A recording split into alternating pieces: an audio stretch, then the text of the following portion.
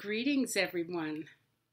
Thank you for joining us for day 3 of Ignite Your Soul Connection Summer Edition, where we're bringing you healing waters for men.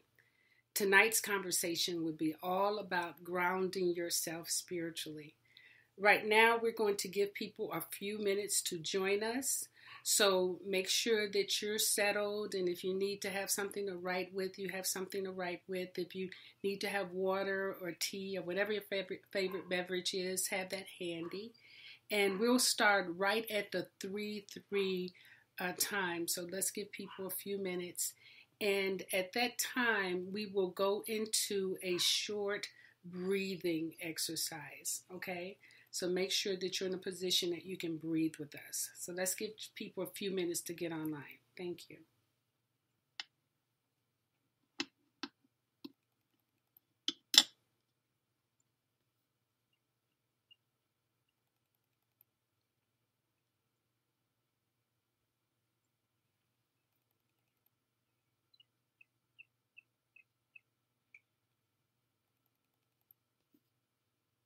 Vicky, are you recording?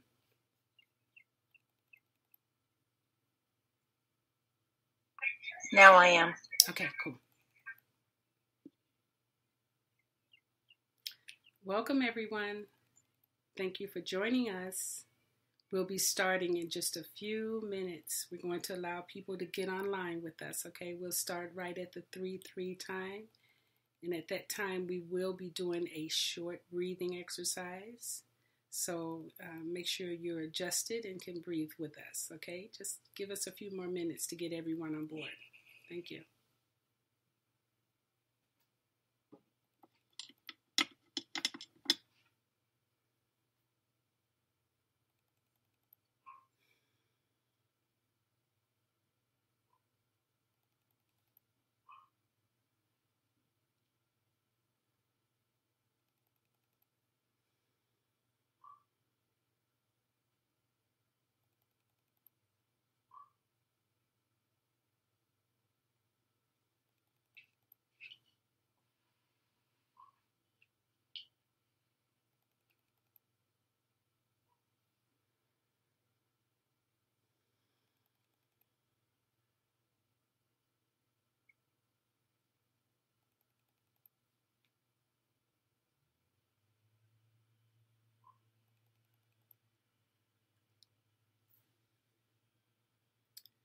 Welcome. I'm going to say that all for the next few minutes. This is day 3 of Ignite Your Soul Connection. We have had a phenomenal first 2 days, now day 3. But before we begin this conversation, let's go ahead and just synchronize our breath together so that we can feel very comfortable in the space of one, okay? So in this breathing exercise, what I'd like you to do is to inhale and exhale through your nose, and make sure that you're breathing into your belly. So right at your navel, place your attention, and as you breathe in, allow your stomach to expand, and as you exhale, allow it to collapse, okay? And if you have any trouble with this, still practice it with us. And if you need assistance after we complete this particular webinar, we have videos that we can send you and help you out, okay? So let's go ahead and get started. First of all, exhale all of the air from your lungs. Again, through your nose, exhale. Now breathe in to your belly and hold your breath. And exhale through your nose. Push it in gently and hold it. 2, 3, 4. Very good. Breathe in. All the way at your navel and hold it. 2, 3, 4. Exhale through your nose. Squeezing in and hold. 2, 3, 4. Breathe in through your nose. Feel yourself relax and hold. 2, 3, 4. Exhale. pushing in and hold. 2, 3, 4. Breathe in through your nose and hold. 2, 3, 4. Exhale and release. And now just continue to breathe naturally. I want you to just scan your body right now and just see if you have any point of tension. And if you do, take a few minutes and just breathe in that area. Use your imagination to allow yourself to release any tension that you may feel. And throughout this presentation, if at any time you feel anxious or you feel tense, go into your breath. Okay, go into your breath and allow yourself to relax. We are having an expansive conversation. And sometimes expansive conversations can be triggering, okay? And the best thing to do is to use your breath, all right? So, Healing Waters for Men. This is a 5-day conference that we started on Monday. And on Monday night, we spoke with Timothy Glenn all about Beyond the Parent Trap. And we will be posting each of these videos probably next week so you can see the full conference.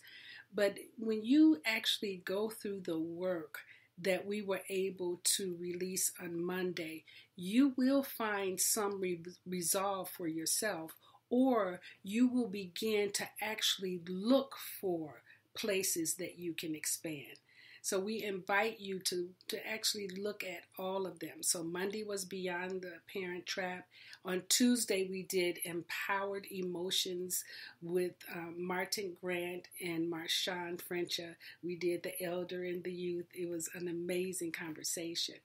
And then tonight, we have the wonderful opportunity to speak with a lifetime friend. Greg and I, or Ausar and I, have known each other for well over 30 years.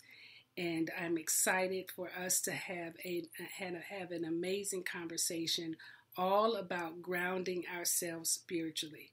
So I'm going to bring Greg on so he can share about who he is, and you'll find out why I love him so much. Greg? Ausar. Ausar, good evening to the national audience. It's a pleasure to be here at this particular time right here, right now. I guess I'll start with who I'm expressing as in the most powerful way right now. I'm a grandfather. So I'm celebrating 10 I have what I call the grand squads. And so that's been an interesting journey, how I have assumed the role as the patriarch and the matriarch inside of my family system with my children and grandchildren. And I'll explain that a little more later on when we get into it. But I guess I will just give some qualifiers if I must. I started this journey over 40 years ago, getting a bachelor's degree in the area of adult education, SIU Carbondale, during which time I was in the military. So I had the opportunity to scan the globe while I was doing that. After I completed my bachelor's degree, I was toying with an advanced degree. So I thought about theology, but Spirit led me to go into psychology. So I ended up getting my master's in counseling psychology from Roosevelt University in Chicago, graduated in 1987. And that's really when my journey began. Because after getting my master's degree, I started my own private practice in Hyde Park. And many of my clients that was being sent to me, actually, I would say this, 100% of my clients were African Americans sent by the different insurance companies. 98% of those were females. And so my clientele was paying clientele, insurance-based. And what I had found was what I had learned in the schools that I had went through wasn't working with the African Americans that I was dealing with. So I began to study Black psychology. And I looked up on Black psychology when I was studying. I began to look at something going on in Egypt. And so this is like this is 88. And so I started delving into Kemetic thought, introduced to that by way of psychology inside of Black psychology. So many people don't know there's a difference. There's the typical association of psychologists, and then 1968, 52 years ago, there was the evolving of the Black Psychologists, Association of Black Psychologists, ABPSI. And so they created an organization, they pulled away, and they began to practice psychology and realized they were Black psychologists without a Black psychology. So the last 50 years, they really have been unfolding into a psychology that celebrates the African in all the variations that we come in. And I say that because that's going to help us understand the conversation as we move forward into spirituality. So after having gotten into that, and then I was in ministry, many people know that I pastored a traditional Christian church. It was a non-denominational church. I've had experience from the Baptist experience. I've had the holiness experience. Then I had the non-denominational. And the last 10 years, I've been inside of what is known as the New Thought. Mm. And so I've created something very unique called Now Thought. And it operates inside of Black spirituality. And somebody would say, well, is there such thing as Black spirituality? We'll get deeper into that as we go on. So that's my credentials. And so I've operated as a life coach. I think I was one of the inaugural classes over 10 years ago that went through Master Force. And inside of Master Force, I moved from doing therapy because I found that most people don't need therapy, or if they get coached first and begin to take on whatever their soul path is, they won't actually have a need for therapy in its traditional sense. So I celebrate psychology. I celebrate the discipline of coaching. So I coach in a variety of areas. I do relationship coaching. Married for 30 years.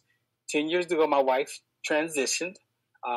30 years, we got 4 adult kids from that. She had the opportunity to see all 4 children have 1 children.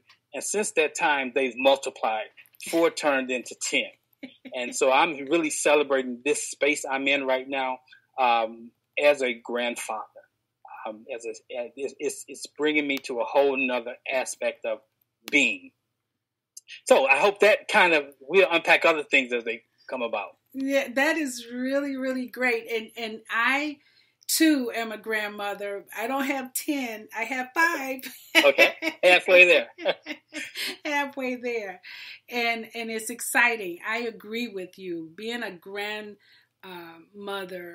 and my grandchildren call me Mima. So being a Mima has been probably the most delightful joy I have yet to experience. Yeah. Mm. So I too. It's nothing like it. Nothing like it. And it keeps me present to the work, and why I'm here and what that contribution looks like, because I can see that they too need what we're bringing, right? Yes, correct. Yes. Very cool. And I just want to acknowledge you, Greg, for being someone who has consistently been in my life. And I believe we met, there's no accidents, there's no coincidence, but I believe that we met on a phone call. Yes. You were called in Etongo. Yes. And at the time, you were looking for someone who could talk more about comedic sciences. Correct. Yeah. Correct. Yeah. Mm-hmm. And I got that person on the phone. Yeah. That was me. Yes, it was you. And actually I came there and I was looking for the Meta-Netter. Yeah. And you guys had it. So I came to the store. Yeah. And we had a great conversation, and it has unfolded from there. Yeah, from there for over 30 years. Yeah, 30 years. Yeah. Had the distinct pleasure of performing not performing, but conducting as the celebrant, my first African-centered wedding. Yeah. With you. And it was a wonderful experience. It really changed the life of my congregation, who got the opportunity to observe that.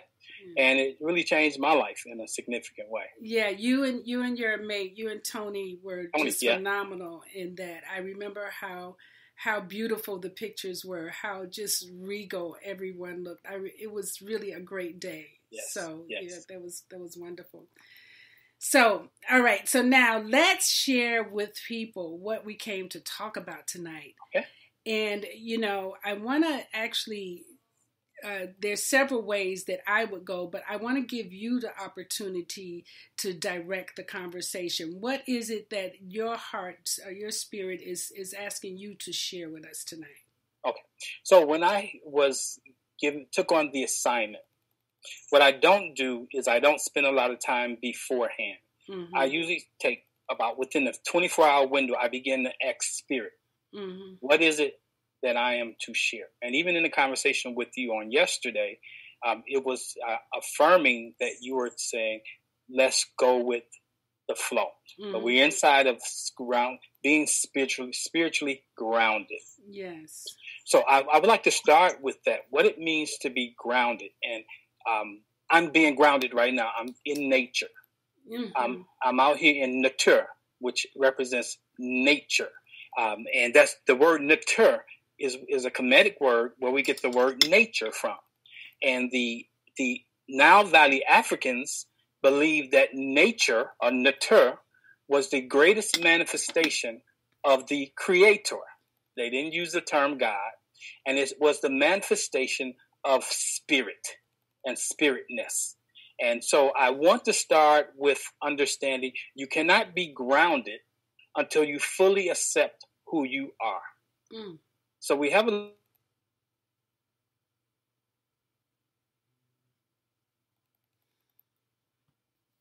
particularly to an African audience tonight. Those who are not African Americans who are in on this conversation will be blessed to give you a better understanding of who we are. There's a lot of things we don't share with others, even when they walk close up on us. They don't see that aspect of us. So as I talk tonight or speak tonight, I'll begin to unpack some things that you may find you've never heard those things. Well, you've come to the right place.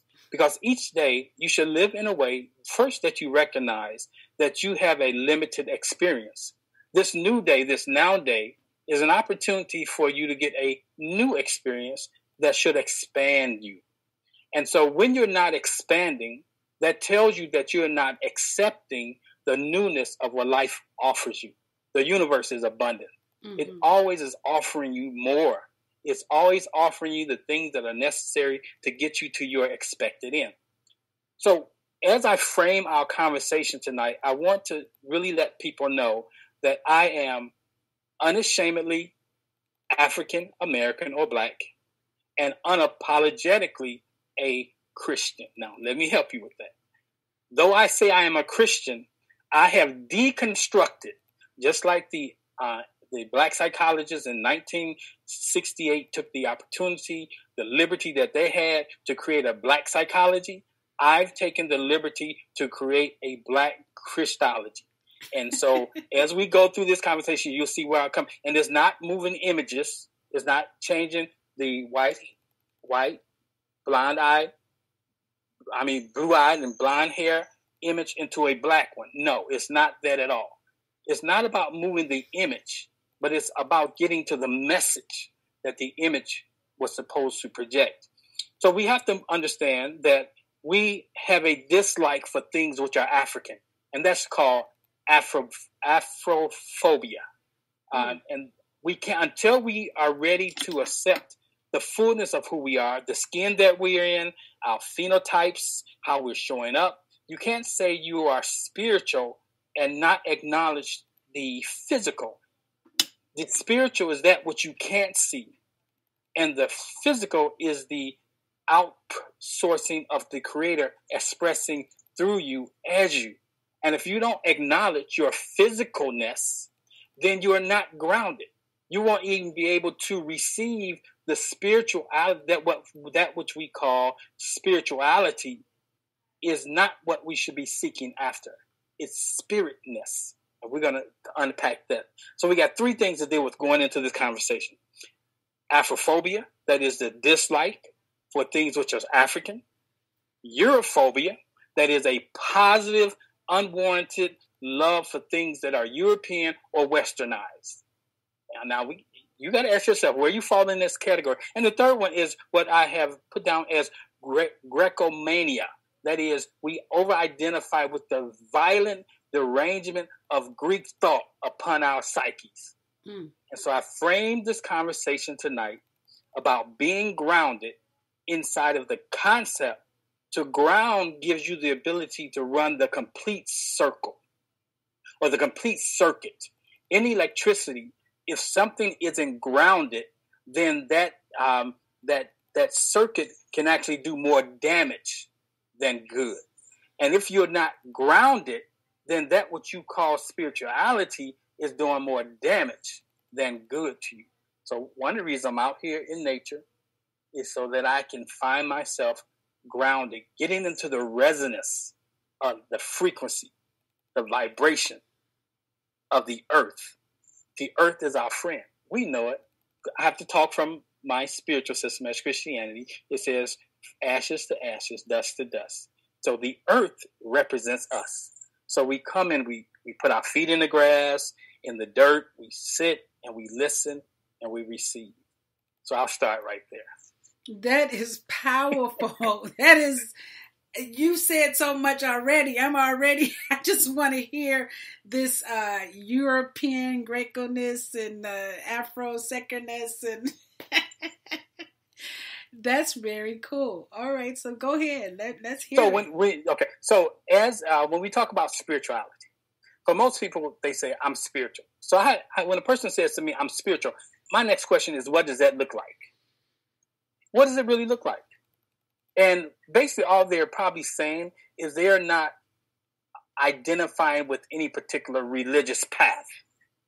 And so we have to understand there's a practice, which is religion, and there's a philosophy, which is more spiritedness.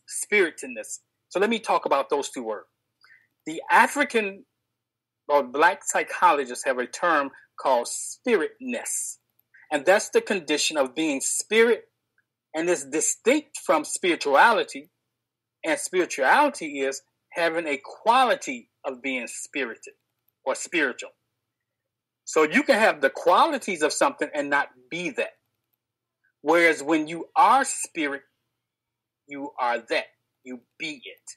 You're not becoming. That's why we say we are divine spiritual beings having a human expression. And the spiritness of who we are gives us the opportunity to master this thing called life. So I believe we all are born with the soul path. And your spirit self works with you to overcome, to master the soul path that you have come here to live and to experience. So spiritness is more physics, like energy, metaphysical. Spiritual or spirituality is more religious. And so I'm more into the physics of it. That's why you hear me talking about positive thinking. You hear me talking about the power of the mind, because spiritual deal with the brain. Spiritness deals with the mind.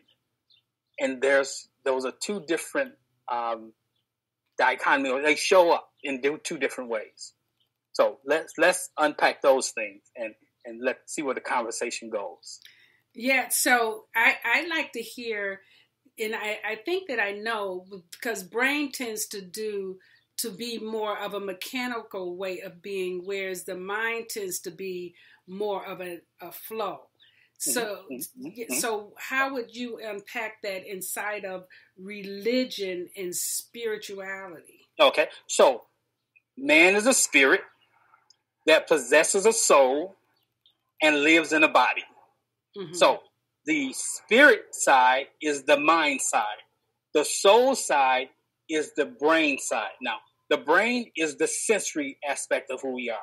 The brain registers what we experience from the outside in.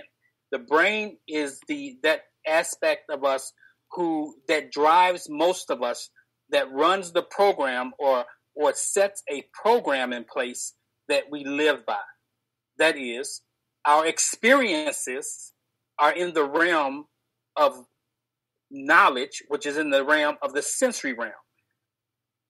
So the reason why I remain as a Christian, Shemsu-t, primarily, or use that terminology, is because the audience is so vast. For Africans, African Americans, the vast majority of us identify with Christianity. Yes. So with that being the case, I have ears of a lot of people. So I talk their language. Mm-hmm. So one of the things that the scripture clearly tells us is that to be carnally minded, and what that means is to be led. A carnal mind is a mind that is ruled by the sensory realm. So we know mind is spirit, and when you are ruled by the sensory realm, that is the experiences you have had, and when you lean into your experiences, you are limited. And when you are limited to your experiences, you have a difficult time seeing new situations with new eyes and new ears. So it says a carnal mind, it says that to be carnally minded is to be death, is to have death. And what that means, not that you die a physical death, but you don't have the full expression of who you are. You're not able to run the program. If you're running 5G, the census, that's 5G, mm-hmm. You only can run like in the natural. If I'm running 5G to my house, I can't download your program. Yeah. I can't download something you sent me from Masterforce to upload. Yeah. I can't do it because I'm running 5G. Yeah.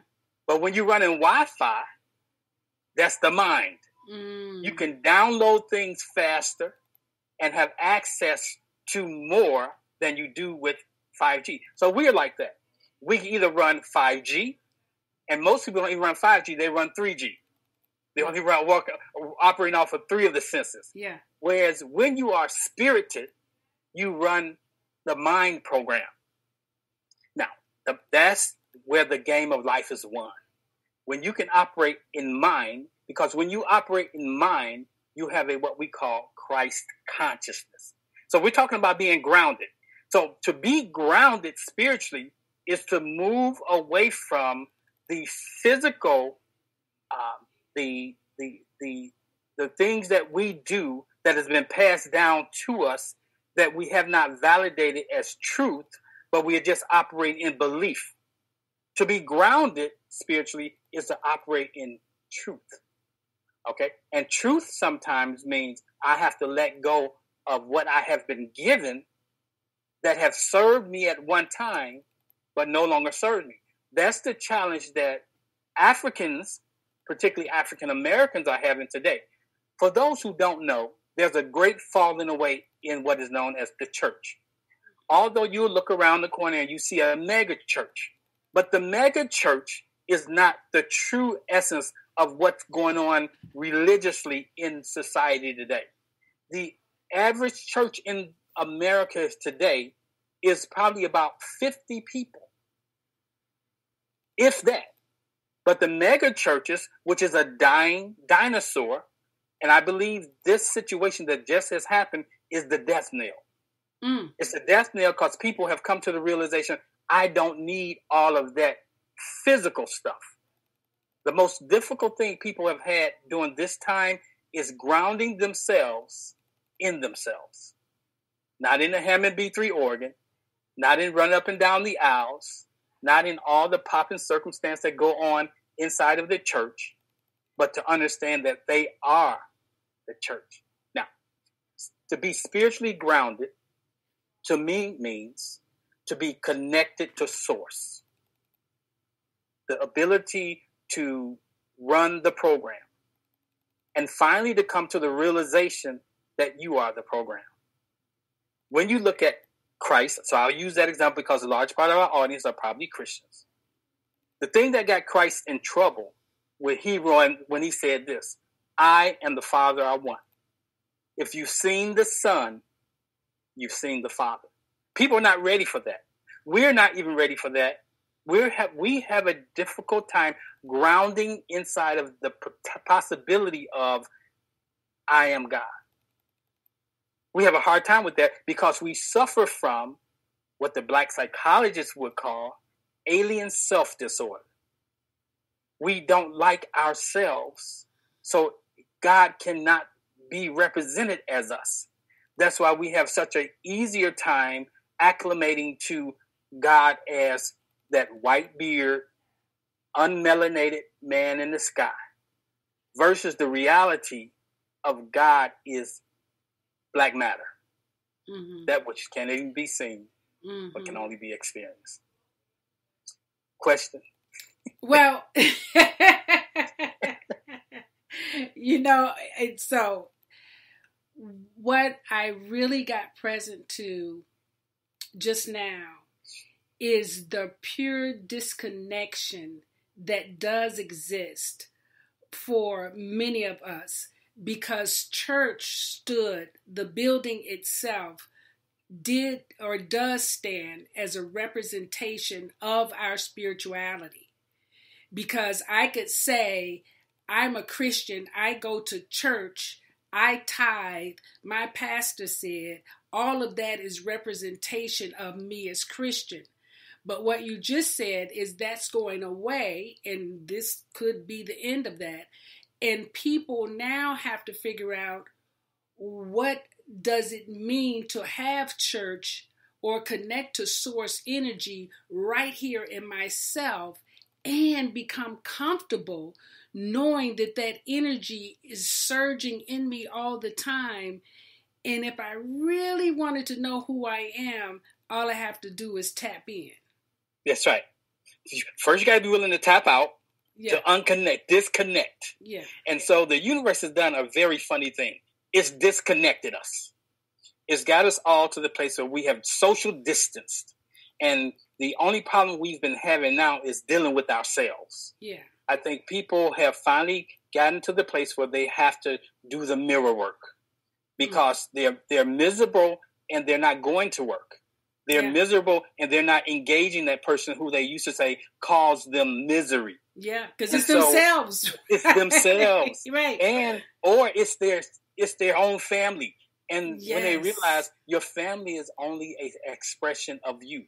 When I look into the 10 little faces, I see 10 aspects of who I am. Yes. And when Greg, that's a great example too of who God for us is, because we're also that representation of God for each other. Mm-hmm. Yeah. So let's unpack that term. Mm-hmm. The term God is detrimental to us. Yes, I got Because when we use the term God, it automatically conjures up something external to us, conjures up a punitive person that is looking to zap us or evaluating us on imperfection. Yes. And so if we are imperfect, then how could we possibly ground ourselves in perfection? Mm-hmm. And so we have a lot of deprogramming that we must go through. Now, here's the thing. With the advent of the social media, the internet, now pastors have found themselves in a strange predicament, because people have access to so much information that was one time only controlled from the pulpit. So with that information being available, and here's one thing about information. The moment you get new information, you will never be the same, even if you don't accept it. Because now you have a contrast. It's like a rubber band. If you stretch a brand new rubber band, it never returns to its original form. Mm-hmm. And so, like example, on my page, I purposely project things onto my Facebook page that changes the lives of people. They get angry at me because now they've seen it, now they've heard it, and they can't get it out their mind. You know, I shared that. I was talking to my son this morning. I said, I was sharing that same thing. I said, even if you share something that people disagree with, they're actually hearing it on two levels. One is the conscious level where they're engaging with you, but there's also the seed that's being planted in the soul. And once the seed is planted in the soul now begins to manifest within the spirit of that person, and they get to, open up. It's, Good. So you introduce the word the consciousness. Yeah. So when we talk about man having a brain, a brain which is the five sensory self, but we also understand that man has a conscious, a subconscious, and the conscious is that which we are aware of what's going on around us. Mm-hmm. The conscious feeds the subconscious. Mm-hmm. The subconscious is like a waiter at a fine restaurant. It does whatever you tell it to do. It prepares your meal exactly. Some people have never been to a good restaurant, but if you say you want it rare, that waiter is going to make sure it is rare at a fine dining establishment. Your mind, your subconscious is the same way. Now, here's what we don't understand. From the time of conception in your mother's womb, you become, your subconscious is available. And it's picking up from the time of in vitro until 7 years of age, approximately. All you're doing is downloading the program. Mm-hmm. So if your mother is having a terrible time during her pregnancy with you, that's being downloaded into your program. And so at the age of 7, you're programmed. Yeah. That's why the Catholic Church says, give me your child till the age of 7. That's right. It will be a Catholic for the rest of his life. Yeah. I know a gentleman right now that's 85 years old, used to be part of the movement. He is having a struggle with Catholicism, which he left. He wants to return to the religion of his youth because that it's been programmed. Mm-hmm. So when we talk about being grounded means putting yourself into a position where now you can download a new program. Okay, so it takes about 28 days to really download a program and begin to be consciously aware of when that program kicks in. In our average day, we have over 70,000 thoughts. Mm-hmm. One of the first things I tell people I'm coaching is to take a week and monitor your thoughts. Mm-hmm. Group your thoughts into groups and see what you're thinking about. And that will tell you a lot about what you're about. Because the thoughts you have are continually seeding your subconscious, and your subconscious is a fertile place, and it produces after its kind. That's really great work. I actually do remember when I unconsciously did that, right? I literally knew that something was off, and I started looking at my thoughts and journaling. I use journaling as one of my ways to check in. And I had so much, first of all, there was pain, then there was loneliness, then there was mistrust, then there was fear. I mean, I couldn't believe that, and I was a very successful person outwardly. Right? Mm-hmm. Yeah. I was very successful outwardly, but my thoughts were tragic to me. And right. I really had to look and deal with that. And so that's a very great exercise that you're telling people to do, because sometimes we don't realize how our thoughts are running us. Right.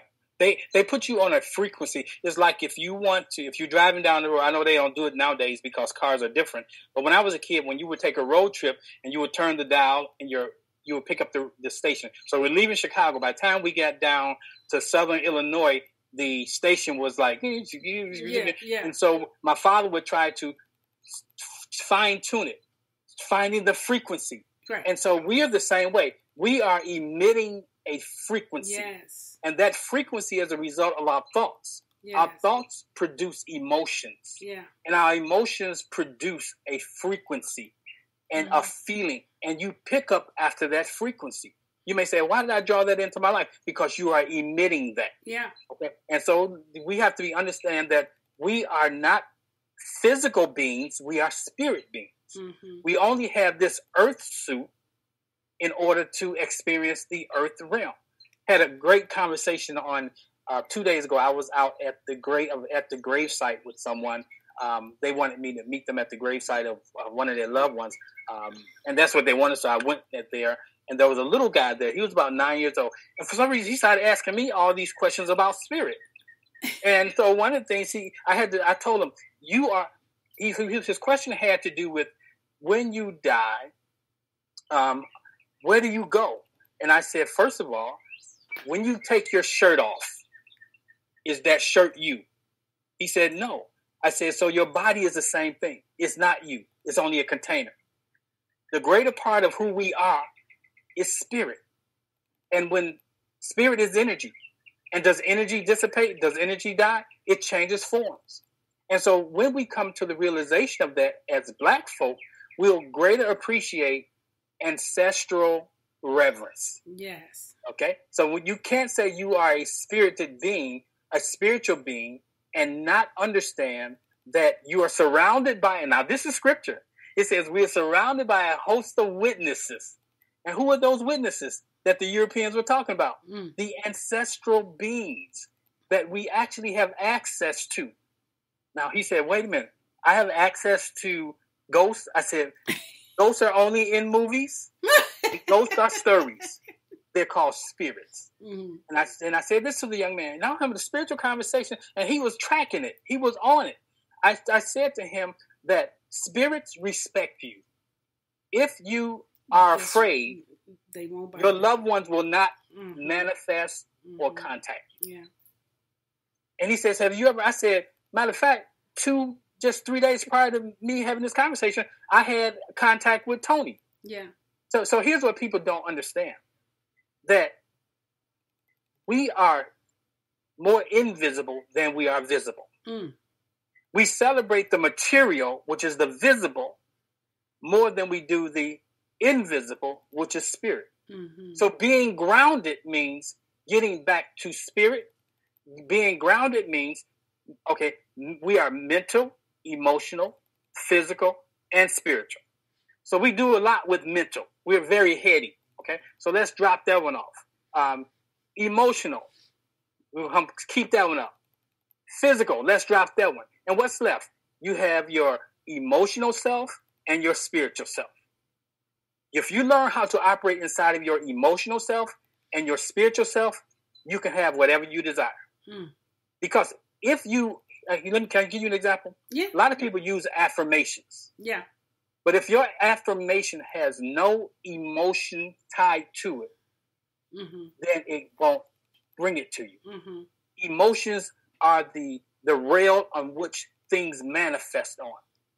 So if you have emotions that are sad, then sad things manifesting. More things will manifest in your life to keep that emotion going. So it's important that we learn how to work with energy, because we're energy beings. We're energy beings. We have to understand that. So when I talk about spirituality, I'm moving the conversation away from heaven out there. So the scripture said, heaven is within. Okay. And it's inside our minds. And our minds operate with imagination. And I want to say that the imagination is the most powerful thing. Yes. Because what is happening in our lives are the things that we are imagining. Yes. Imaging. I imagine. Right. I imagine. I'm, the root of that is I am. Okay. And then what's even more powerful is the singularity of I, the power of I. That's groundedness. When you and source, you and it are one, not a duality, not I'm becoming something, because becoming says there's separateness. But when you say I am, you are. It is what it is. If you say I am broke, you are one with brokenness. If you say I am healed, you are one with healing. So my experience has, at first I had to have the audacity, Shemsu-t, to go against the grain. Yes. And I was the man for the job because I didn't grow up in a religious home. But I was the only one that took time out to go to church. by myself. Mm-hmm. And at 12, I had a conversation with Source. I said, if you are real, now I'm 12 years old having this conversation with it. And I call God it. Because the moment you call it God, first you make it a man or you anthropomorphize it and that bring it down to your level. Mm-hmm. I call it it because it's neither male or female because it runs both energy. It can be whatever it is. Right. I said, if you are real in my lifetime, show me. I have had a lifetime of manifestations of it showing me that it is real. Mm-hmm. That's why I can't limit my belief system to what Christianity taught me. Because I've had conversations with Buddhists and understand the Buddhist conversation, not the religious aspect, but the spirituality behind it. So we have to learn this. We have to learn to separate the mess from the message from the messenger. Mm-hmm. Religion is heavy on messengers. Spirituality, to use a term more familiar with, is heavy on the message. That's why I like metaphysical interpretations, because it gives you a deeper, okay, there's an outward expression, but there's a deeper expression. Mm-hmm. We have to learn those things. You know, that's really profound, Greg. I'm loving this conversation. It's very deep, you know. But deep calls into the deep. But it's also very refreshing. And what I want to do, because I found this time of people, you know, having to be, you know, isolated and alone. Mm-hmm. I found this to be a very enriching time for my life. My creativity has been off the chain. I probably have more contact with clients than I ever have. The coaches are constantly wanting something to do. What are we doing? What are we doing? You know, so how do we, or what is there for us to support people who are feeling challenged inside of this energy because of the conditioning, the way that we've been conditioning, either through Christianity or through psychology or through society? We've been conditioned to believe that something is seriously wrong. Yeah, it is. And you know what it is? What is it? Okay, when I was a kid, I like this. When I was a kid in about second grade, not second, it had to be kindergarten, we used to sing a song, and it went, roll, roll, roll your boat gently down the stream. Merrily, merrily, merrily, merrily, life is such a dream. So let's go with me again. Roll, roll, roll your boat gently up the stream. Oh, up. Okay, but see, here's the problem. That's the problem. We are going against the current of life. Mm-hmm. We are rowing upstream. So the first thing you have to do is take your oars out the water and let the stream turn you in the right direction. So that means you have to trust that you don't have to get yourself to where you need to be. Life will get you there. Wow.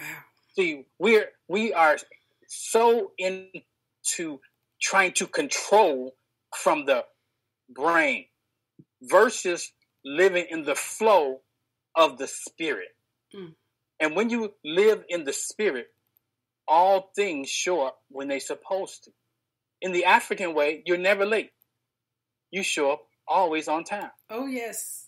But we have been so conditioned to live by a clock, a day planner. So right now, what I'm doing with my people is teaching them how to live life effortlessly. Yeah. And you do that by going with the flow. So I like the canoe example, because once you take your oars out the water, now you're saying, I have to trust that I'm going to end up where I'm supposed to. Mm-hmm. Like when you ask for something, all you are to do is decree it. It's not for you to know when it shows up or how it shows up. Can I give you an example? Please. 1992, I was called into the pastorate. And here's the conversation I had with it. If I'm called into the pastorate, I will never teach or preach in a storefront church. Now, I'm bougie. Now, because I'm feeling like this. If I'm representing you, then let me be a manifestation of you. Mm-hmm. So when I said that, I stood on it. Mm-hmm. So the first thing we did was we rented hotels. Mm-hmm. Now, 30 years ago, I was renting hotels. I wasn't going into a storefront. Then one day I was on my way to work in a neighborhood I had just moved. I had been in the neighborhood about 4 years. But this day was the first day I saw this big, beautiful church. The church Peace you got Church. married in. Yeah. Peace Church. Beautiful And structure. now check this out. Spirit told me, when you get off work, go back there and ask them if you could rent it. Lo and behold, I get back to the church at about 7 o'clock. They're having a church meeting already. And guess what the meeting was about? Now, let me remind you this, that it was an all-white church. Right. And they were having a meeting about, they had rented the church out to another black congregation that was violating everything that they had in the contract of rental. And here I show up on the night they having a vote asking if I could rent the church. If I would have knew they were having that vote, I would have never showed up, because I would have said, why are they going to rent it out to another black congregation when they're already having a problem with the black congregation? But I did what Spirit said. I showed up. Long story short, I ended up not only renting the church, we had that church there, but they ended up giving me the entire church 3 years later. Yeah. And I pastored an all-white church for a season. 2 churches. I had an all-white church and I had a black church. Exodus Ministries, we met in the afternoon, and in the morning, it was Peace Church of Bellwood. Wow. Brought them together, and you know why they told me they gave me the church? Right. They gave me the church because, first of all, I represented to them what 100 years prior to that, their forefathers represented. They were Germans, and they were opening a church for the German people. And I was opening a church that dealt with black people. They had enough integrity to say, you're doing exactly what you need to do. Teach your people. And so they gave it to me. Because I never said this, I never said I'm going to have a building fund. It was given to them. Wow. See, sometimes we get in the way. Yes. When we say we want a vacation, then we automatically say, I got to work overtime. Yeah. Why not just say I'm taking a vacation and begin creating the vacation? Yeah. And let Source do what Source does. Mm-hmm. That's why I am a sorcerer. Because I operate with Source. Come on now. Stop saying that you create things and don't identify. If you create something, you create it in Source. Yes. So I'm a sorcerer in the truest sense. I'm like laughing. I don't just say. I know. You're right on point. Right. Mm-hmm. So 40 years, they're like, it's been 30 some odd years since I've gotten sick. I don't even get the common cold. And I ran a daycare. Anybody that runs daycares know you're around little snotty-nosed children. And when they're around, you catch colds. Right. I would never catch anything. Mm-mm. And I still don't. Mm-mm. Because I have programmed my subconscious self that I'm fearfully and wonderfully made. Mm-hmm. And that my system moves towards life and not death. Mm-hmm. So when we talk about spirituality, we're talking about moving outside of the limitations that religion puts on you. The word religion means to tie to, Mm-hmm. relegare. Mm-hmm. The Latin word means to tie to. It ties you to beliefs. It ties you to physical things, experiences. Dogma. Mm-hmm. So we are living in the best of time, even though these are the worst of times. Mm-hmm. The new spirituality is moving beyond the cultural mores or the dogma that is put out there. The 500 years ago, most people don't know. 500 years ago, last year, 2019, 500 years ago, there was a guy by the name of Martin Luther. He led a revolt, a protest against the Catholic Church, which evolved into the Protestant religion, which is us. What is Protestant? You're Baptist, you're Anglican, you are foot-washing Baptist. So all the denominations are the result of this man having the audacity to say, this ain't right. And so 500 years later, I'm standing up and saying, this ain't right. Mm-hmm. I'm saying that what you all are, this is psychotic. To continue to do something that is not getting you the outcome you desire, but you think if I keep doing it, I'm going to get it. Like keep saying in Jesus' name. In Jesus' name will not change anything. Mm. What about the blood of Jesus? Won't they change the blood of Jesus don't change anything either. See, all those things we were told. Now, here's the thing, the power about belief. If you believe something, there's a chance that it may happen. But I'm a spiritual scientist. I believe that I'm going to go the route that gives me the results. So you keep saying Jesus' name and let me do what I do and see who gets the outcome. You know, so 400 years, Jesus' name, we dealt with enslavement. 100 years after that, in Jesus' name, we were still in what is known as the Jim Crow. And so that in Jesus' name is doing more damage than good, because for me, it's magical thinking.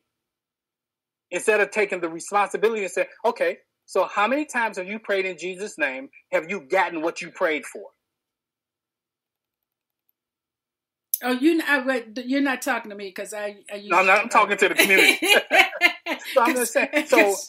But because we've been programmed that Jesus is the only way, not realizing that it's not talking about the personage of the person that never existed, but it's talking about the message. He had the message that made a difference. That is the Christ consciousness, the God consciousness, the Christ, which is the comedic mummy that comes to life, died to old self and rebirthed. And so my name, Ausar, comes from, it represents the man who comes into full fruition, able to run both his male energy and his female energy. Just like you have Ausar and you have Aten. She runs both energies. She's complete. He's complete. Neither one of us are incomplete. But what the problem is, we only run one aspect, right? We are too male or we too female. But to be a creator class being, you have to run both polarities.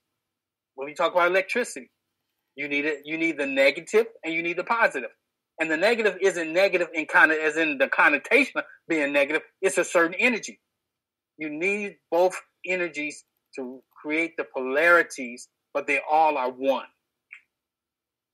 I don't know where that came from or why it came. No, and that's brilliant, because inside of what I was asking about where people are right now, looking at how the world is, most people are judging that this is a negative situation.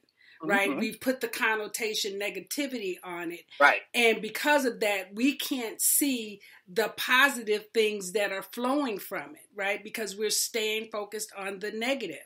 But if we really just look at it as an opportunity to see, like, you know, I love talking about observing, just observe what's going on, there could be a different flow.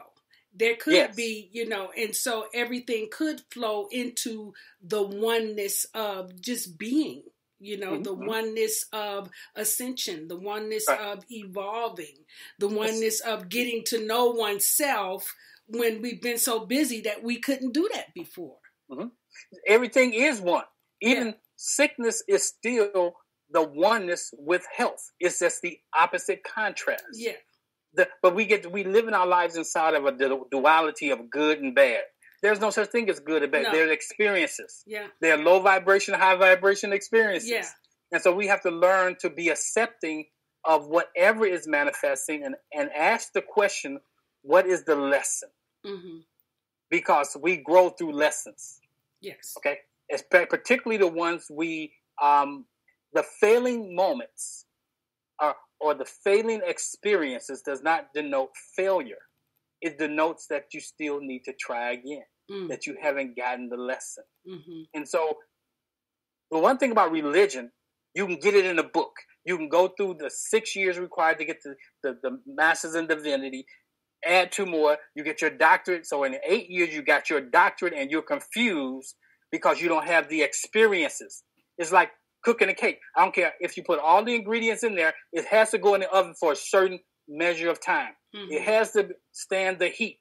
And spirituality is about being okay with whatever shows up today and know that I can master it.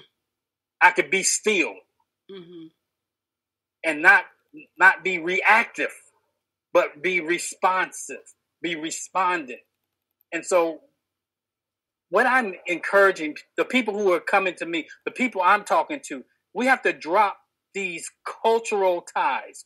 Like, example, we can talk about Judeo-Christian all day long, but we have to talk about what the Islam has done to our psyche as Black people.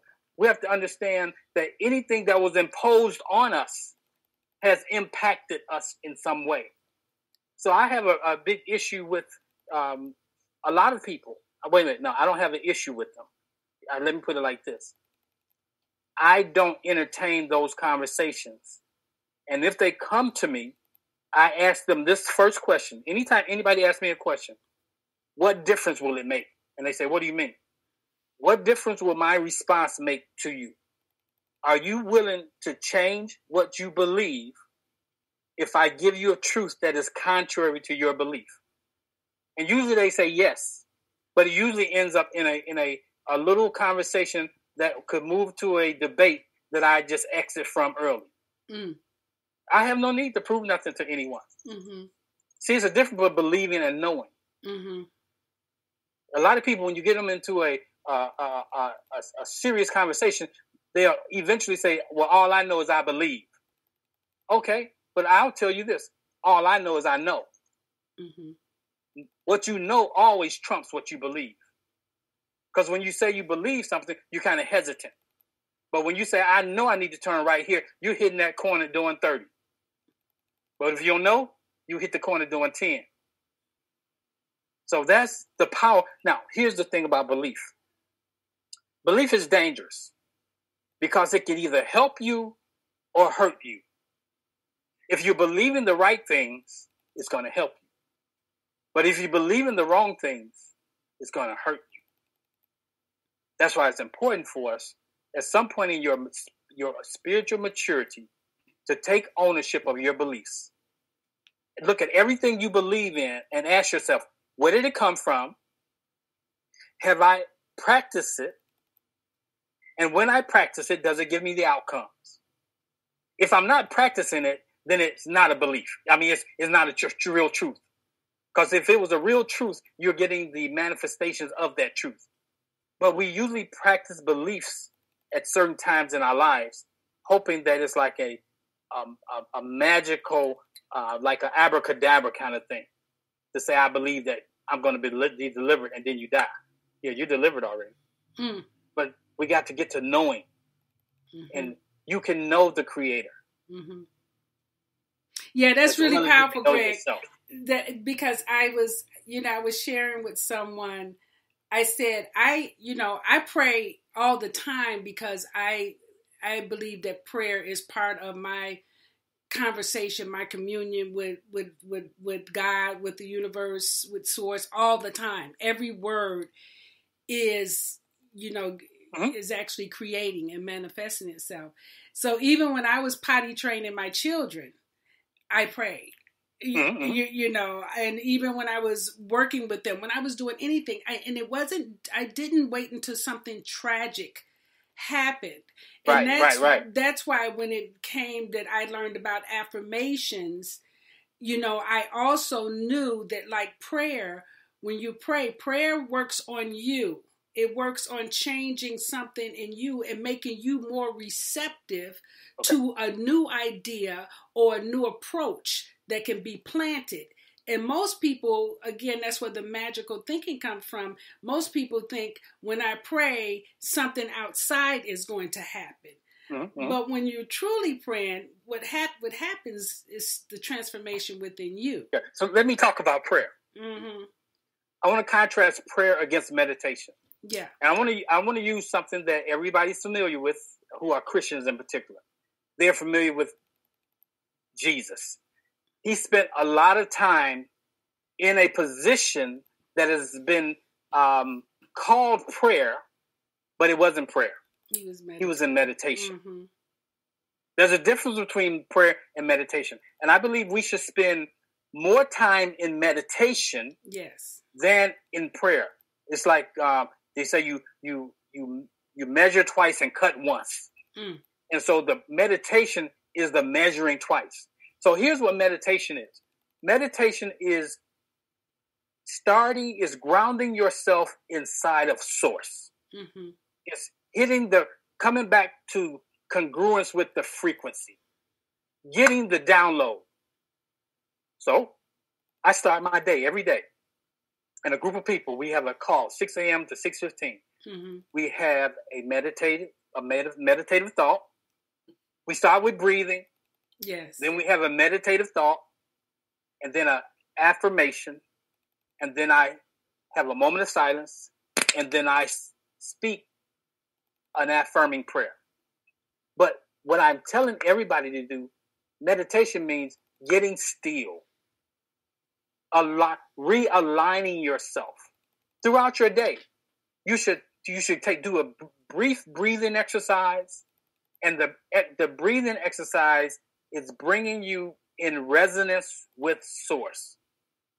It's when you breathe, when you do a meditative breathing, it stops the monkey mind. Remember I said we have 70,000 thoughts? Yes. And people say it's impossible to stop a thought. No, it's not. Yes, no, it's not. It is possible. And then they're usually the same. Right. They're repetitive. And they're usually negative. Right. And the way you do it, you focus on your breath. Because it's impossible, and I learned this in Master Force 10 years ago. It's impossible to breathe, follow your breath, and think a thought. Mm-hmm. If you are thinking a thought while you're breathing, I'm like Bruce Lee. I'll smack you and say, breathe. you have to, you have to realize it's focusing on the breath. Now, why do we do that? Meditation brings you to a place of peace. Because while you're doing something, you can't create. Mm. We only create from the state of meditation. Mm-hmm. Now, here's what happens. While in meditation, once you really get quiet, then the fruit of meditation is going to manifest, which will be a thought or an idea or imagination. Mm-hmm. And we create from imagine. The things, not one thing that has been created. The scripture tells us in John, all things that were created was created by the word. And the word is imagination. Imagination precedes the word. Mm. The word is the way of describing what I've seen. Mm. And so whatever you see, you can create if you know that. So meditation is getting quiet, being still, getting a download. Prayer, on the other hand, is conversations you have with yourself. Mm-hmm.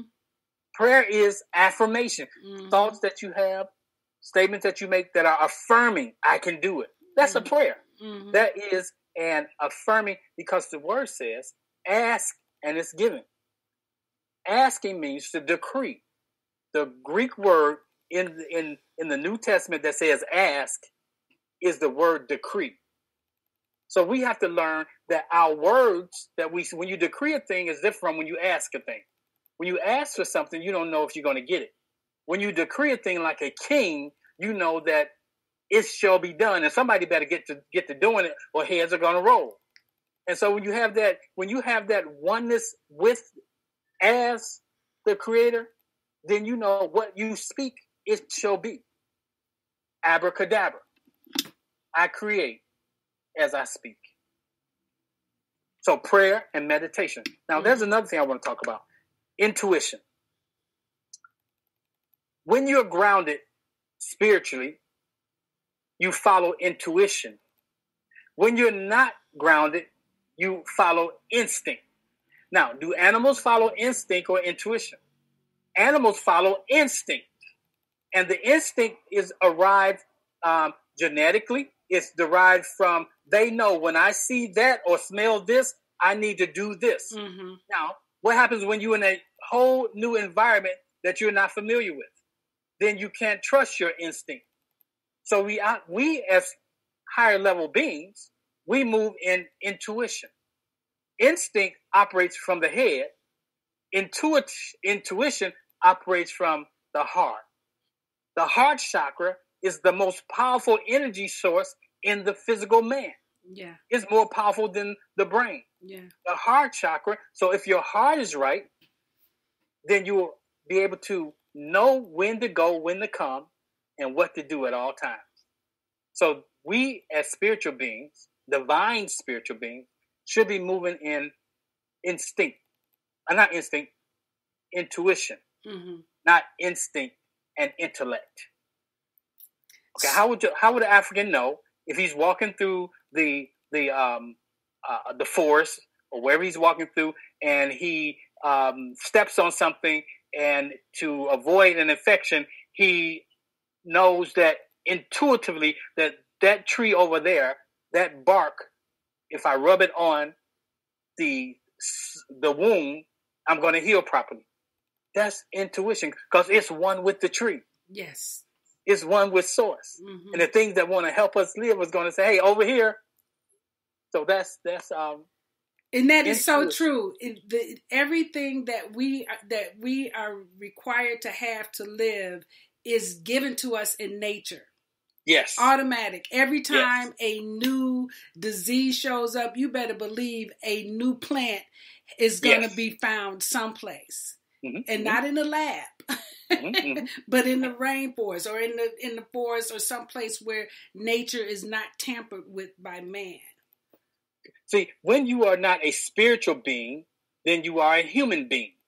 And a human being is one who leans heavy into intellect, leans heavy into that which he understands as science, whereas a spirit being leans into the spirit and capitalizes on the humanness of who there's a place for your sensory realm, but your sensory realm should not trump, and I hate to use the word trump now, should not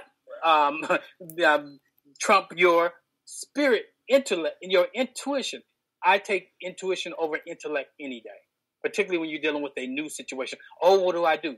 You can't lean into your intellect because you don't know what to do. Because if you knew what to do, you wouldn't say, what should I do? Mm-hmm. So now you got to be comfortable leaning into your intuition. And as coaches, we don't give answers, but we help people get to the place of being able to hear the voice within.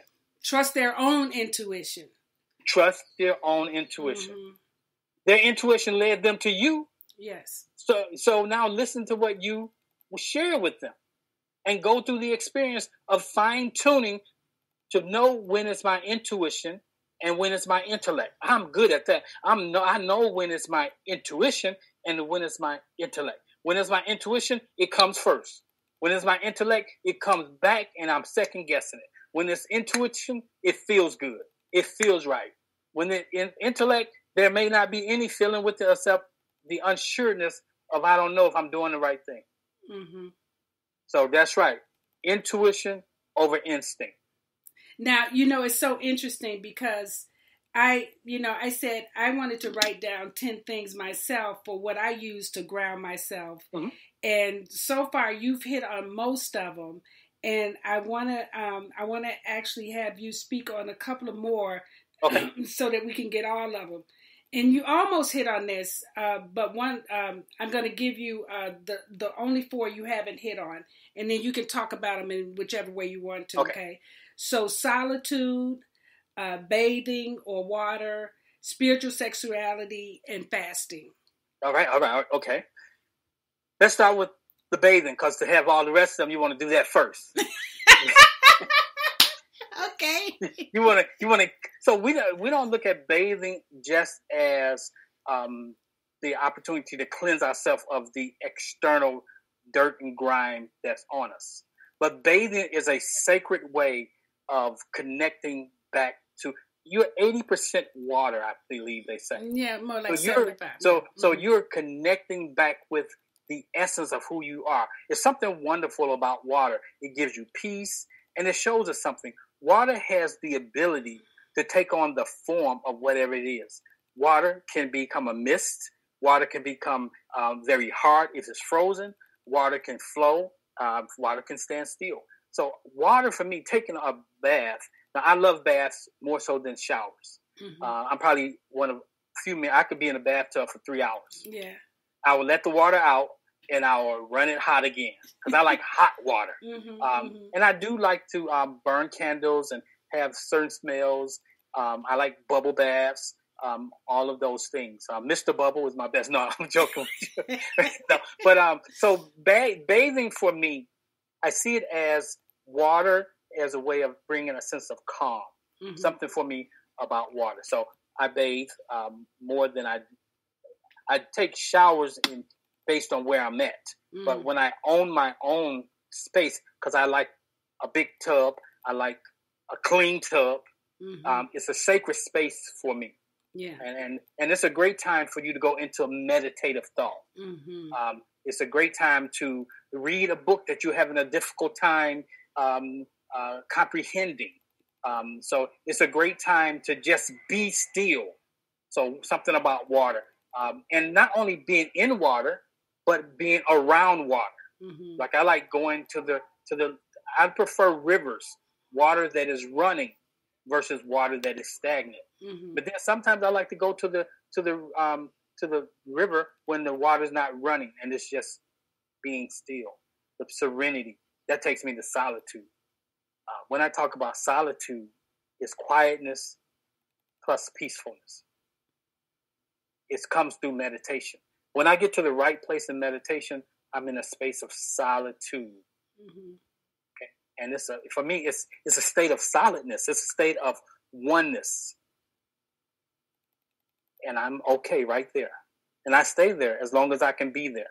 It's a place of being for me, and so being still, going through the process of meditating, getting still, moving to solitude. For some of us, we can only do it for a minute, but the more you do it, you get longer bursts of time inside of solitude. Now, that's been a difficult one for me as a man because we're about doing, where solitude is about being. You're not doing anything, you're being who you are.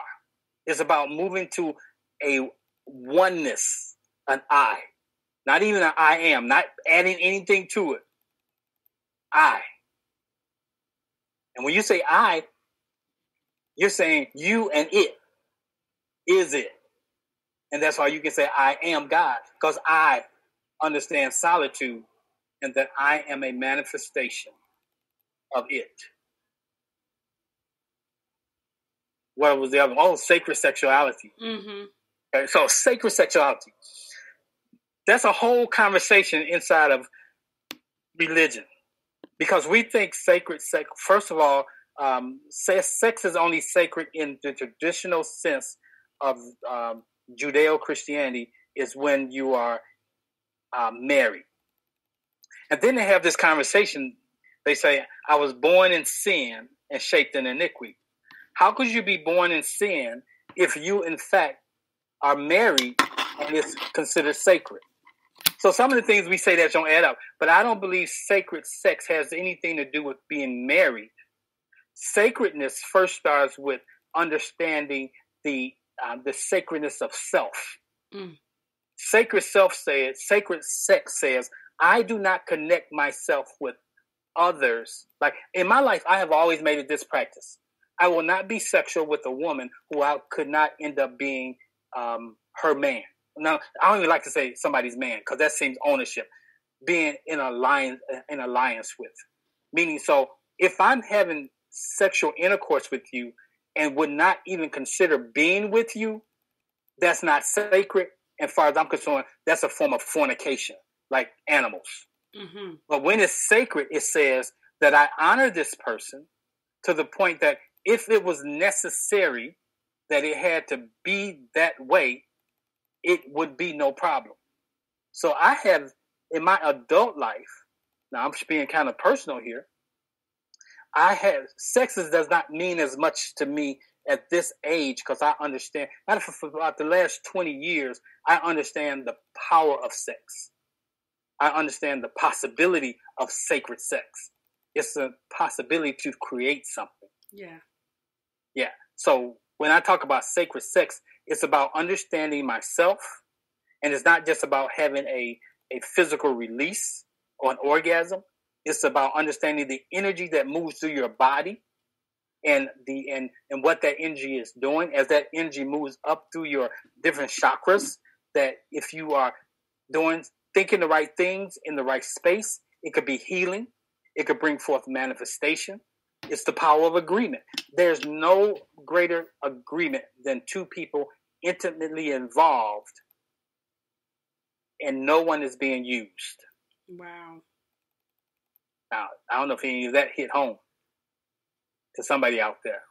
So the sacredness of sex, sacred sex is not based on contractual relationships. Yeah, really. And yeah, go ahead. No, go ahead. Like women who think that's my husband, when he wants it, he gets it. That's not the way it's supposed to be. If he wants it and you don't want it, there should be an agreement that we don't do it. Mm-hmm. Okay, so that is something, then it's not sacred. If you're giving your physical body when you don't want to give your physical body and just doing it because of ownership, that's not sacred. Mm-hmm. It's just consensual. Mm-hmm. But it takes the power away from it. Yeah. Okay. And then the last one was fasting. Fasting, okay. Fasting is for me, early in my Christian walk, it was the letting go of something. But I fast in a different way. I take on things. Most people say I fast by letting go. Okay, I stop eating. Okay, so instead of fasting by I stop eating, I may stop eating junk food and I eat healthy. Mm-hmm. So it's easier to do something when you give something versus taking away. But then there's the benefit spiritually of fasting from food and things, so that now your resonance is unhindered. I mean, all the other stuff gets in the way. The food can be a filter that stops the flow. Sex can be a filter. Clothes, anything that you could fast from. The reality is when you separate yourself from that thing for a season, it opens up space for, and for me, I would say it opens space for the Creator to show itself in a different way, in its more pure form. Yeah. Yeah. Yeah, it's almost like emptying yourself so that you can actually be filled from a different level. Yes. Mm-hmm. I like it. I'm out here in the night. Yeah, I loved watching. Can you see me? Barely. You can see my teeth. Yeah, I can see your teeth in the light from your computer. Awesome. Good. But we're gonna wrap up. But as we wrap up, what I want to do is I would like you to share any resources, any references that you have, so that our listening audience, if they can go further into some of the conversations that you shared, that would be great. Well, I would start by learn to go into the bookstore and just let the book choose you. Yes. Go into certain sections and let the book choose you. That's how every one of I have thousands of books and they all chose me. But then I had my coach used to tell me, even though we used to meet in the bookstore, she told me there was coming time when I need to stop buying books. Yes. And it happened. I stopped buying books and I don't have even access to my books. Mm-hmm. They're in storage. Mm-hmm. Because we tend to have a dependency that the book is greater than the reader. When all that's in the book is already in you. You have to there's no original thought. We just have to be available to it. So I would say, first of all, just go hang out in the bookstore and see what jumps out at you. Also, I would recommend Dr. Murphy's, anything by Dr. Charles Murphy. I recommend him. But then I have a couple of new books that I recommend. One is called Spirituality Before Religions. Spirituality Before Religions. It says spirituality is unseen science. Science is seen spirituality. And that's by Professor Kaba Hiawatha Kamene. Kamene. Professor Kaba Hiawatha Kamene. Spirituality Before Religions. It's a very good book. And then this is an old book that I've had. It's called Return to the African Mother Principle of Male and Female Equality. So if we're talking about spirituality, we have to understand that spirituality is an energy it comes forth in a divine femininity and divine masculinity. And you want to learn how to operate inside of both of them. And then the last book I would recommend is Spiritual Warriors Are Healers. Mm-hmm. Spiritual Warriors Are Healers. And this book is written by Infudishi, the brother Infudishi. You can find him on YouTube. And his name is spelled Mfundishi. Spiritual Warriors Are Healers. I have thousands of books I could recommend. I say just learn to get quiet and let the book come to you. Matter of fact, let everything come to you. Yeah. Be like water. Let things flow into your life. Be like water. Let things flow out of your life. Mm-hmm. When something comes into your life, use it. When something leaves your life, understand this. It has served its highest and greatest good for you. Don't hold on to things if you got to white knuckle it. Come on now. Let things come and let things go. That's called the divine flow. Very cool. And I just want to let everyone know that specifically what Ausar touched on were 10 things that you can use to ground yourself. And we went through these 10 things: meditation, breathing, earthing, like he was doing outside, solitude, silence, journaling, bathing, time in nature, spiritual or sacred sexuality, and fasting. So, I really want to thank everyone for joining us. And again, if you're having any challenges right now and you need to speak to someone, or you would like to learn more about Master Force in our classes, you can actually give us a call at 773-969-6211. And you're welcome to visit our Facebook page, and it is Ignite Your Soul Connection. And we will be reposting the replays on this conference next week. Awesome. And we invite you to join us tomorrow, where we will be talking to Dr. Tammy, and we will be discussing health, sex, and well-being. And then, Greg, so do you have any last words before we sign off for tonight? Yes, I want to, if anybody wants to know a little bit more about what I'm doing, particularly if you want to know what I believe. See, a lot of people can tell you what they don't believe in, but I'm a brother that believes in telling you what I believe. So if you want to know more about what I believe, what's the guiding principles of my life, you can go to my website. It's called www.theplaceofpossibilities, plural, theplaceofpossibilities.com. And you'll find out everything you need to know about what I'm doing, who I'm doing it with, where we're doing it at. Okay? Very cool. Okay. Thanks again, Greg, Ausar, for just your time, your energy, for always being someone that wants to play, and participate. Yes. I appreciate you for that. And we will be looking forward to seeing some of the possibilities that you're putting into life. Thank you for doing that. And everyone else, we want to thank you. And before we go out, let's listen to our wonderful producer, Vicky. Do you have anything to say to us before we sign off tonight? No, I just would like for you all to log on to Facebook and check out our Ignite Your Soul series page, because the videos will be up either later on tonight or tomorrow from the first 3 days of our series. Okay. And thank you so much for joining. We hope to see you again tomorrow at 7:30. Of course, the room will be open at 7:25 for you to get grounded and get centered so we can become better in ourselves. Thank you. Thank you so much for joining us. All right, everybody have a good night. Good night. Awesome. Thank you. Stay on, Greg. Okay.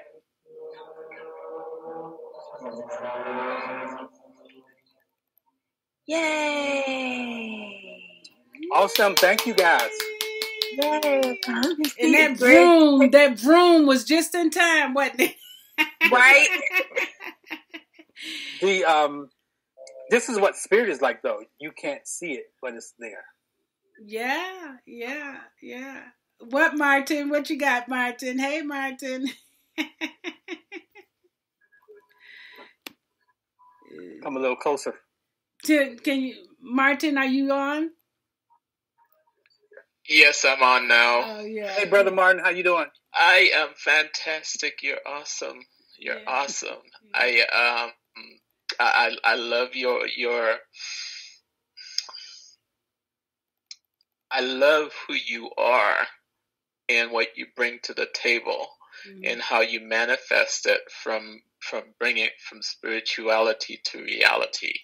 Yes. And as you speak, I was right there with you, aligning, and actually you were speaking me.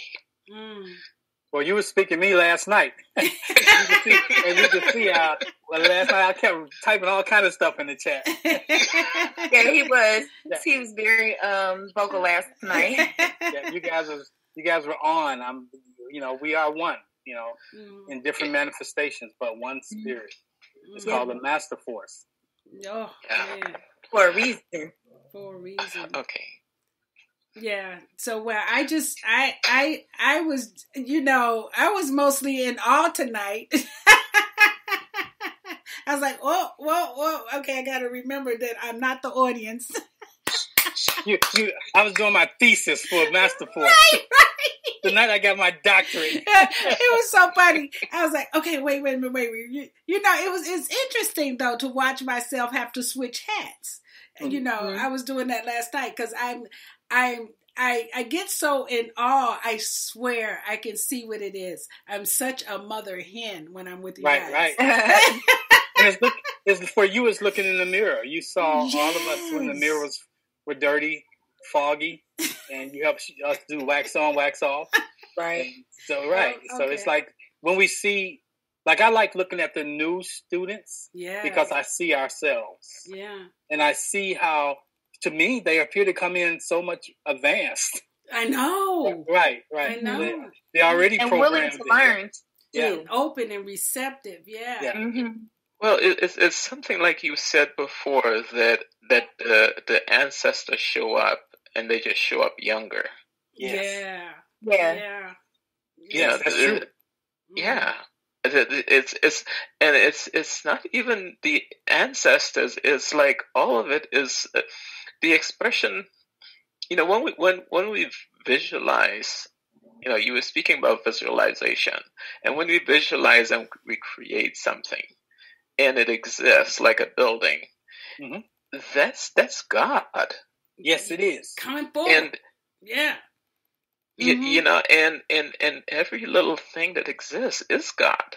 Yeah. And the younger folks are coming into that realization and just taking it on and expressing it. Mm-hmm. And the possibilities of that possibilities of what human nature or humanity becomes with that is wow.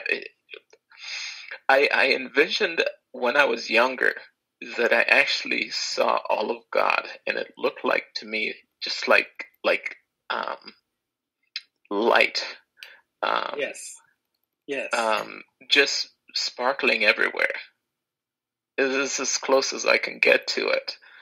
And for me, my reason for being here is to have us get to that point of humanity where we can consciously choose and become that, and become back into the flesh without a fuss, right? Just by being present. And it's possible with the level of education or the level of transformation and choice. That's the powerful word. Transformation and choice. Yeah. That's the portal. Mm-hmm. That's the portal. And transformation is really not that difficult. It's just a choice. Yeah. It's a conscious choice. Yeah, like a butterfly. The caterpillar chooses to follow the course and let things unfold as they should. Yep. And it transforms. It's not a difficult process if we stay in the process. Yep. Right. Yep.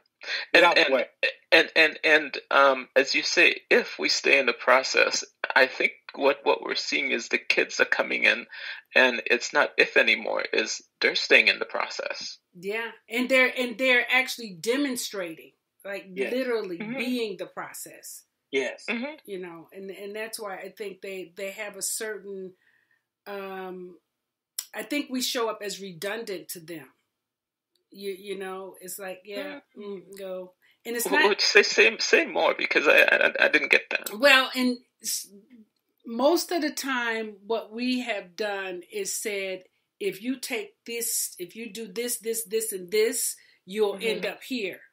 But most of us are not. We're not living in a space of happiness or contentment or joy. We literally just, we're kind of doing what we were told to do. So they're not doing that with us. They really are doing life. They're creating, they're demonstrating what it is to live, instead of take this step, do this step, do this step. They really are demonstrating that, when most of us have, I did this, I did that, I did that, I did that. We're redundant. We keep doing what's been done. Yeah. Instead of presenting something new. We're not willing to be authentic. We're not willing to just show up differently. Yeah. And express ourselves freely. Yeah, freely. Mm-hmm. Did that answer though, Martin? Did you get that? Yeah, I got it. Yeah. I got it. Yeah. Hey, Ausar, I want to join your group. I am asking to join your group of meditation in the morning. Yeah, I want to do the mornings too. It costs $1 million. No, that's Lord. fine. No, it does. Okay, good. I'll see. It's on the website. We just have to manifest it. Yeah, no, it's free. Everything I do is free. No, you didn't hear what I said. Yeah, we'll right. Manifest it. That's right. That's right. right. Just manifest it. That's $1 million is just simply a manifestation, isn't it? That's all. It's easy. It's easy as manifesting $10. I've dealt with projects that were $10,000, $1,000, and a few $1 billion. It's just zeros. Right. Mm-hmm. It's the program. It's ones and zeros. Yeah. That's right. So yeah, it's just and it takes as much work or as little Martin, work. where are you at? You in Chicago? I am in Cincinnati. Okay. Yeah. Vicky, and where are you? I'm in Chicago. And where are you, Ausar? Today I am in St. Louis. Okay. The last two, I've been in Atlanta, I've been in St. Louis, and I've been in Phoenix. Mm-hmm. And so I'm here. Mm-hmm. I took on a job for the federal government after 20 years of being gone. I picked back up where I left off to complete my time. And so it's a beautiful thing. Yes. Okay. All right, guys. I'm signing off. I will see you tomorrow. Sir, how do I reach you? I love you guys. On Facebook. You can. He's in our group. Go. No. Sir, how do I reach you by phone? Oh, okay. 708. 708. 544. 708 544 4946. 4946. Okay. Yeah. 544 4946. Okay, great. All right, guys. I'm going to reach out to you. I'll text you, and we'll talk. That'll work. All right. All right, thank guys. you all. I love Good you night. all. Good night. Are we doing a group thing on Friday? On Friday, same time, 7:30. Yep. Okay. That'll work. I'll be talking in the group about it. Yeah, okay. Love you guys. Okay. Love you all. Bye. All right. Have a wonderful evening. You too. Thanks, Vicky. Welcome. Bye. Bye. Oh, shoot.